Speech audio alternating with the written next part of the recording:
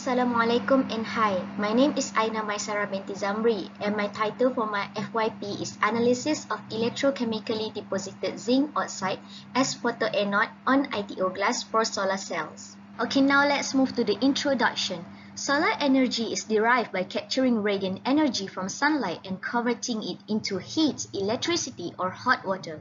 Solar cells known as photovoltaic cell is the most promising renewable energy. Solar cell is one of the goal 7 in Sustainable Development Goals, which is affordable and clean energy.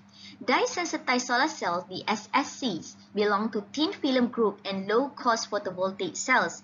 Photoanode influences the performance of photovoltaics. Okay, now let's move to the working principle of the DSSC. Light passes through the transparent anode and excites the dye molecules. The excited dye molecules inject electrons into the titanium dioxide layer, which acts as a semiconductor. The electron flow through the external circuit to the platinum cathode and then flow into the iodide electrolyte. The electrolyte then transport the electrons back to the dye molecules. This is the example of the basic structure of the DSSC. Why zinc oxide? Zinc oxide is N-type inorganic semiconductor. It is found to be the most effective photoanode capable of replacing titanium dioxide. It is low cost, easy synthesis, non-toxicity, high stability, and good optoelectronic properties. Zinc oxide has a high electromobility, a large excitation binding energy, and stable against photocorrosion. The band gap for the zinc oxide is 3.2 until 3.37 electron volt. Problem statement for this topic is there are a lot of methods to get the deposited zinc oxide thin films such as sputtering, spin coating, and doctor blade. However, there are limitations for each of the method, which is for the sputtering, the cost of the production is expensive. For the doctor blade, the deposited layer is not uniformly formed. And lastly, for the spin coating, it will waste a lot of materials. By using the electrochemical deposition method, the cost of the project can be reduced. The deposited layer of zinc oxide also will be uniformly formed. There are 3 objectives in this project. First, to deposit zinc oxide layer as photoanode in solar cells using the electrochemical deposition method. Second, to analyze the quality of zinc oxide layer photoanode as solar cells using X-ray diffraction, scanning electron microscopy, and UV spectroscopy. Lastly, to characterize the performance of the fabricated solar cells using solar simulator. Now let's move to the preparation of ITO glass. Firstly, cut the glass into 1.5 times 2 cm using laboratory glass cutter device. Soak the glass in the beaker with ethanol solution. Clean the glass in the ultrasonic cleaner for 20 minutes. Rinse the petri dish with distilled water. Then place the glass from the ultrasonic into the petri dish. Dry the glass at 100 degrees Celsius using oven for 1 hour. Let's now move to the experiment part. The solution that I am using for the deposition is zinc nitrate hexahydrate. Firstly, weigh 8.94 gram of zinc nitrate hexahydrate using the electronic scale machine. Then, transfer the zinc nitrate hexahydrate into the beaker. Measure 300 ml of distilled water and put in the beaker containing the zinc nitrate hexahydrate. Next, the solution will be put onto the magnetic stirrer. Set the temperature at room temperature and stir at 220 rpm. Stir the solution for 15 minutes.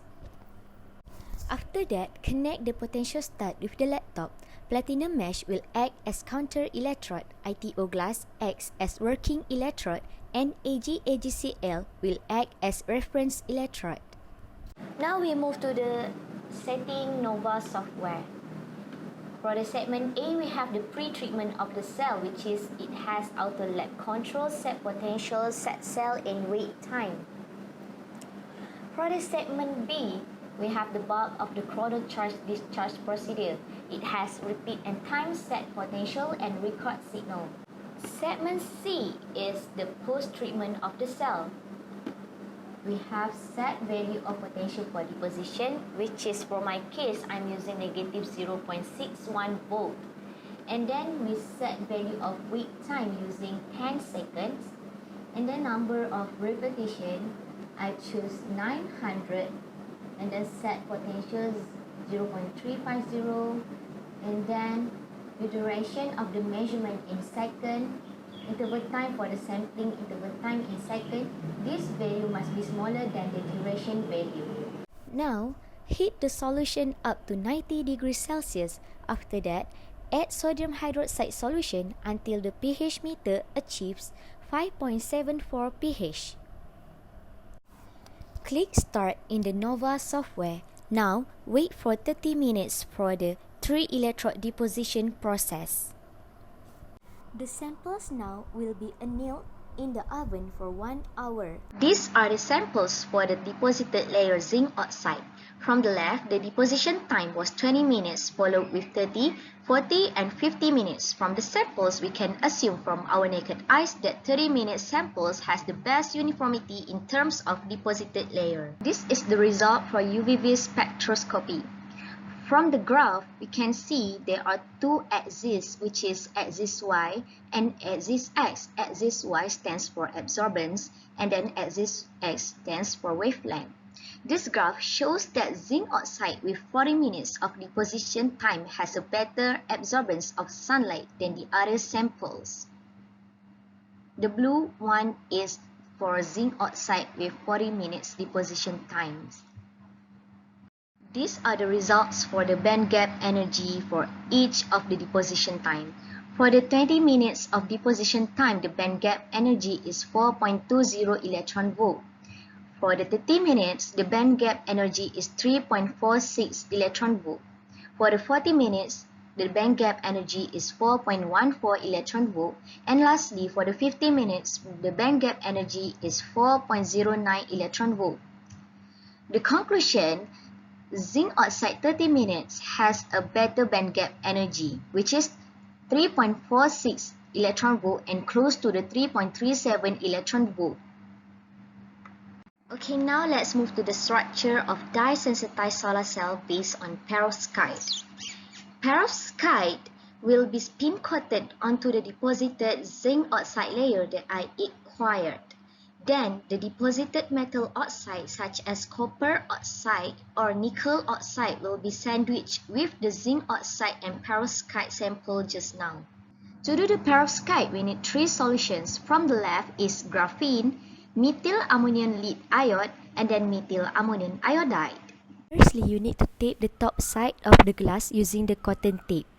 Take the graphene and drop onto the deposited zinc oxide layer. Then, set the 1500 rpm for 10 seconds and 3000 rpm for 20 seconds. Next, rest the sample in the oven for 20 minutes. Drop the methyl ammonium lead iode onto the glass just now. Set the RPM at 4000 and for 40 seconds. After that, let the glass dry on the magnetic stirrer for 10 minutes. Lastly, drop the methyl ammonium iodide onto the glass and set the RPM at 4000 for 40 seconds. Then, dry the sample, and the sample now can be sandwiched with the counter electrode deposited layer. This image shows the fabrication of the SSC based on perovskite. After the assimilation of the SSC based on perovskite, samples were sent to measure the IV curve using the solar simulator. This is the final result for the SSC based on perovskite. The graph shows the value for the VOC. Using the formulas, the value of fill factor and efficiency can be acquired. The efficiency that I got for the full fabrication is 0.1.